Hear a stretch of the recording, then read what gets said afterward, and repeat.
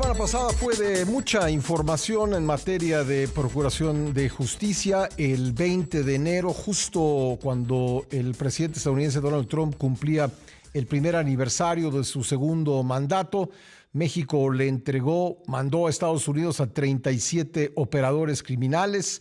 Luego se dio la detención de César Alejandro Sepúlveda Arellano, el Botox, una figura pues muy relevante dentro del mundo criminal allá en la Tierra Caliente de Michoacán. Se le señala de ser responsable de extorsiones y asesinatos.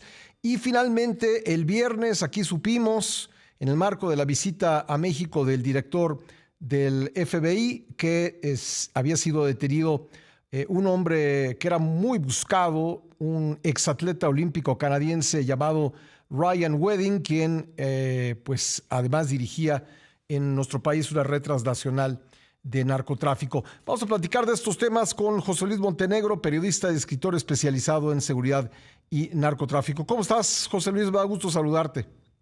Igualmente, Pascal, gracias por la invitación. Buen día a tu auditorio también. Pues como resumía, una semana muy ocupada en materia de procuración de justicia. Fíjate, empiezas perfecto con esta entrega de 37 capos. Recordad que ahora ya suman 92 estos envíos en estas tres tandas de narcocombos, digo yo, en mis artículos y algunos reportajes especiales que he publicado. Pero fíjate que no es fortuito, que en política pues todo tiene un porqué, en política nada es casualidad, y tú referías que se da en el marco de este año del segundo mandato de Donald Trump. Pero no se entregan en piezas clave, Pascal. Creo que es de especial atención que al menos tres capos vinculados al tráfico de combustible o huachicol, reclutamiento forzado de jóvenes para adiestrarlos como aprendices de mafiosos y de narcotráfico no hayan sido incluidos en estas listas de la presidenta Claudia Sheinbaum y del secretario de Seguridad Omar García Harfuch. Por ejemplo, José Antonio Yepes Ortiz El Marro, el líder del cártel de Santa Rosa de Lima, no iba incluido en ese combo. Hernán Bermúdez Requena, el abuelo líder del cártel de la Barredora, brazo armado del cártel Jalisco, ni tampoco José Gregorio Lastra Armida, recordarás, el comandante Lastra, afiliado al cártel Jalisco y operador del rancho Izaguirre en Teuchitlán, Jalisco. Estos tres nombres no aparecieron y bueno, el día de ayer fue otro amanecer violento en Salamanca. Hoy es un amanecer violento en Salamanca, donde ayer se reportaron pues varios asesinatos también. Entonces, híjole, estamos frente a un país que sangra, Pascal, de manera increíble, que la violencia no cesa, los cárteles se expanden, la presión por parte de Estados Unidos es una norma, y bueno, el gobierno trata de contener vía sus políticas, pero parece que nada es suficiente, ¿no? En este país, insisto, convulso, donde el crimen y la ley del propio narcotráfico impera. Incluso me llamó la atención la manera en que se describió el envío de estos 37 operadores criminales que pues se suman a los de las otras dos tandas o narcocombos, como dices. Pues se dice, gracias a que se les envía a Estados Unidos ya no podrán seguir haciendo daño a México. Se supone que están en prisión y se supone que la prisión pues, es un espacio físico limitado, bardeado, en el que tendría que tener control la autoridad, pero por lo visto no la tiene.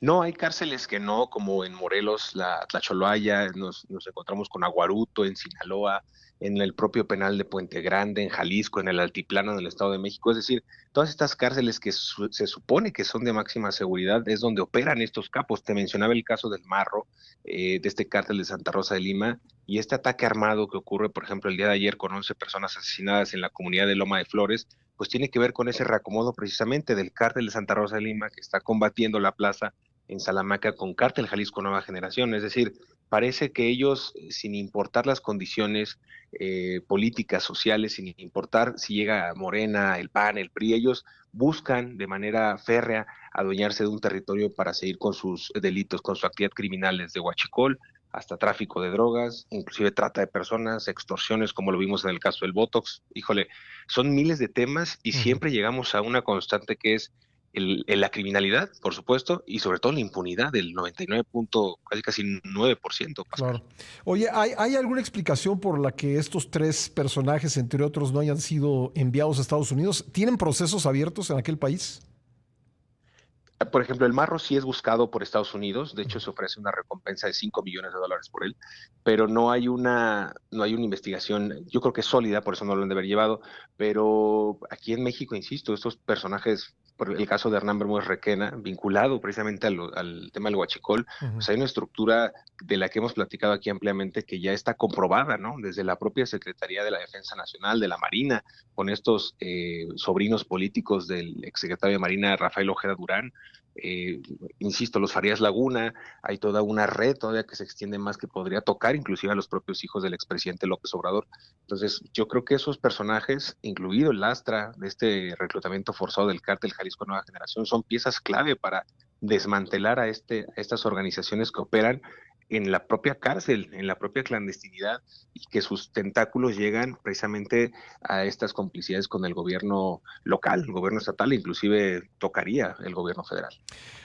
José Luis, me queda un poquito más de un minuto en este bloque. Quisiera pedirte después que te quedes con nosotros para seguir platicando, pero para concluir esta parte de nuestra conversación en lo que toca a la detención de alias el Botox, me llamó la atención que en sus primeras declaraciones ante el juez dice, pues sí, soy parte de la, o soy líder de una estructura de extorsión, pero no soy el único. Hay muchas otras que están haciendo lo mismo. ¿Por qué no los detienen a ellos? Yo creo que él es el principal objetivo. De hecho, aquí lo platicamos ampliamente también. Entre 2021 y 2022 ya había tarjetas informativas, 81, Pascal, tarjetas informativas del Centro Nacional de Inteligencia, donde revelaban cómo asesinaban y extorsionaban los Viagras, Cárteles Unidos y los Blancos de Troya. Lo increíble del Botox es que no solamente fija el precio del limón, sino del pollo. Cada vez que mataban una cabeza de ganado, él se llevaba Ujú. una lana por eso. Es decir, él tenía toda una estructura, inclusive con la venia de hoy el diputado local de Morena, Sergio Báez Torres, cuando era presidente municipal de Buenavista, él le dio el control municipal del basurero de esa demarcación. Entonces, es una colusión tremenda entre autoridades locales y estos criminales como el Botox. El Botox inclusive en algún momento lo sacaron del propio estado de Michoacán con la ayuda de guardias nacionales. Bueno, pues vamos a regresar entonces para seguir platicando sobre estos temas que fueron noticia la semana pasada y que seguirán siendo noticia, desde luego. José Luis, regresamos contigo en un momento. Le agradezco mucho a José Luis Montenegro, periodista y escritor especializado en seguridad y narcotráfico, que me haya esperado para seguir esta conversación sobre los hechos de la semana pasada. Hablábamos de la entrega de 37 operadores criminales a Estados Unidos, también de la detención de César Alejandro Sepúlveda Arellano, el Botox. Y ahora, si me permites, José Luis, vamos a hablar sobre la detención que se anunció el viernes de Ryan Wedding, un exatleta olímpico canadiense acusado en Estados Unidos de dirigir una red transnacional de narcotráfico y que llevaba pues varios años viviendo en México. Todo comenzó con con versiones distintas sobre esta detención que ocurrió en el marco de la visita a México del director del FBI. La fiscal de Estados Unidos, Pam Bondi, aseguró en su cuenta de X que había sido detenido por los agentes del FBI, y el secretario de Seguridad de México, Omar García Harfuch, dijo que se había entregado voluntariamente en la Embajada de Estados Unidos. Todo empezó con esas dos versiones, José Luis. Sí, Pascal, ¿sabes qué me recuerda esta situación? Digo, es un símil bastante curioso de el propio reportaje que realiza Sean Penn cuando va a la visita con el Chapo Guzmán, ¿no? Con Kate del Castillo. Es decir, Sí. hay diferentes versiones encontradas en las que al final, igual, de la misma forma, sale un reportaje en la revista Rolling Stone narrando cosas inexactas, ¿no? Que se vivieron en ese momento. Lo mismo ocurrió aquí, ¿no? Es decir, salió un reportaje en Vanity Fair donde narraban cómo Ryan Wedding fue atrapado en un operativo cuando realmente el embajador de Estados Unidos, Ronald Johnson, pues sí recalca y bueno, aclara que Wedding da cuenta de la colaboración entre el gobierno de Estados Unidos y la administración de Sheinbaum, pero pues que se entrega, ¿no? La entrega voluntaria de Wedding fue resultado precisamente de esta presión ejercida por las autoridades de Procuración de Justicia de ambos países que trabajaron en una estrecha coordinación y cooperación, ¿no? Al final mezclan algunas de las versiones y dicen, bueno, pues sí, realmente se entregó, pero fue debido a la presión que ejercieron ambos gobiernos para capturar a este hombre que, bien dices tú, pasó de deslizarse entre montañas nevadas a traficar estas montañas, pero de cocaína desde Colombia y México hacia Estados Unidos. En algún momento, Brian James Wedding fue considerado uno de los 10 criminales más buscados por el FBI, por el Buró Federal de Investigaciones de Estados Unidos, e inclusive su importancia o su grado criminal le valió para ser comparado a la par que Pablo Escobar Gaviria, este líder del cártel de Medellín, inclusive del Chapo Guzmán. Este personaje, hay que recordar que fue un atleta de alto rendimiento y que en 2002 representó a Canadá en estos Juegos Olímpicos de Invierno en Salt Lake City. Y hay que remarcar que debido a que esta competencia en la que él pues participa, él se ubica al final en el lugar 24. Y eso es algo que es de analizarse porque no es algo que a él le guste, se frustra, no logra recuperarse de ese golpe tan duro de manera deportiva.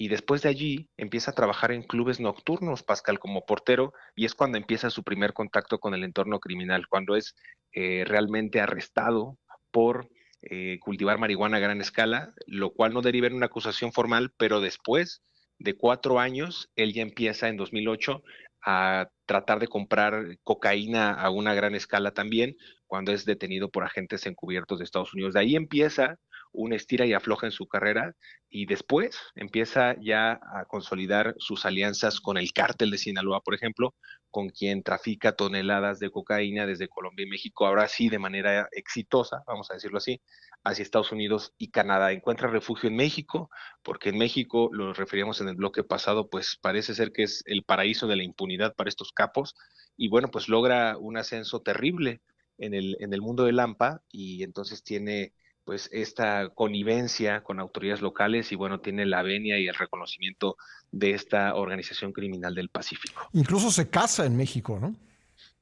Es correcto, se casa y bueno, empieza a hacer una vida en apariencia normal y bueno, tú pensarías que por ser un ciudadano canadiense, un ciudadano inclusive pues, extranjero de otro país, como un estadounidense, pues es güero, es alto, es fornido, no pensarías tú que entra en el canon, vamos a decir, en el prototipo, aunque no lo hay, de narcotraficante mexicano o internacional, o sea, no es el que siempre catalogan en las series de Netflix o en documentales o los que vemos en las capturas tradicionales como lo hemos visto en México. Entonces llamaba mucho la atención que fuera totalmente distinto a lo que habíamos visto antes, ¿no?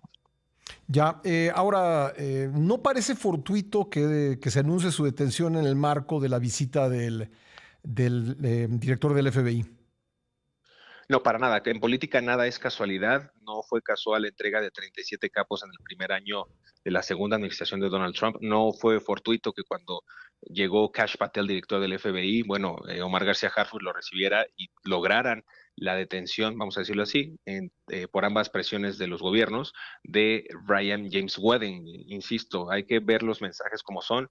Y yo Ujú. creo que hemos estado un poquito distantes de lo que está ocurriendo en otros estados, pero yo creo que Estados Unidos, para dar un análisis un poco más certero, Pascal, no se va a conformar ahora con una cuarta tanda de narcotraficantes, ¿no? Es decir, ya debe de haber resultados tangibles, como lo ha dicho el secretario de Estado Marco Rubio, Sí. y va a haber cuestiones más focalizadas para agarrar a capos que ahora sí sean de gran envergadura y que puedan desarticular un cártel aunque los dinamite. Me refiero a Iván Archibaldo, a Jesús Alfredo Guzmán Salazar, a Ismael Samasi Kairos, el Manito Flaco, inclusive a Nemesio Ceguera Cervantes el Mencho, los hermanos Hurtado Lascuaga de la nueva familia michoacana. Es decir, hay un sinfín de capos que han permanecido en el anonimato, en el sigilo, pero que dependen también sus puestos por esta complicidad. No se entendería pues su ascenso y Sí. su permanencia sin el aval de las autoridades mexicanas. Bueno, me queda un minuto, José Luis, comentar por último que después de todos estos hechos que hemos comentado contigo, le da Donald Trump una entrevista al periódico New York Post y pues en lugar de decir qué bien estamos trabajando con México,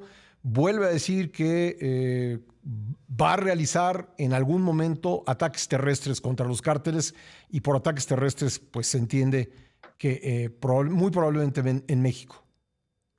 Totalmente, ya lo estamos viendo, hay una cooperación amplia entre México y Estados Unidos. También vale la pena destacar que nos hemos tomado muy a la ligera las declaraciones de Donald Trump, pero es el único presidente, vamos a decirlo así, a nivel mundial que ha cumplido lo que ha dicho o ha prometido, aunque esto no sea correcto, es decir, Ujú. la extracción de Nicolás Maduro lo cumplió, ahora con México está tratando de tener injerencia en materia de seguridad y bueno, México ha soltado algunas piezas, ya van 92 capos menos de un año y medio, dos. Entonces, yo no dudo que en estas operaciones Estados Unidos quiera entrar al quite y de manera frontal atacar a los cárteles, ellos liderando y tomando las decisiones principales de acción. Si se asesina, si se extrae, si se extradita, si se desmantela un laboratorio, ellos van a tener esa capacidad ahora en México, Pascal. Pues ahí está, José Luis, seguiremos desde luego atentos a todo ello. Te agradezco mucho que me hayas tomado la llamada esta mañana. Te mando un gran abrazo, Pascal. Buen Otro día. para ti, José Luis Montenegro. Vamos